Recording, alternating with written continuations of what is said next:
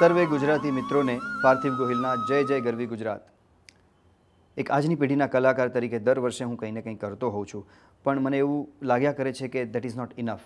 એટલે આ વર્ષે પહેલીવાર એવું કર્યું છે કે એવો એક જલસો બનાવીએ, એવો એક ઉત્સવ કરીએ કે જેમાં બધા જ કલાકારો એક સાથે ભેગા થાય અને એક વર્ષ નહીં દર વર્ષે ભેગા થાય. તો આ એક મારો એક પ્રયાસ છે. ગુજરાતી જલસો દ્વારા હું મારા દરેક ગુજરાતી ભાઈ બહેનો સુધી પહોંચવા માગું છું અને એમને જણાવવા માગું છું કે ગુજરાત પાસે પણ એક અદ્ભુત સંસ્કૃતિનો વારસો છે. જનરલી ગુજરાતી કાર્યક્રમોમાં હું જતો હોઉં છું ત્યારે મોટી ઉંમરના જ ગુજરાતીઓ હોય છે. આજના યંગસ્ટર્સ છે એ આવું પ્રિફર નથી કરતા, અથવા તો હું એવું પણ માનું છું કે it is not cool enough.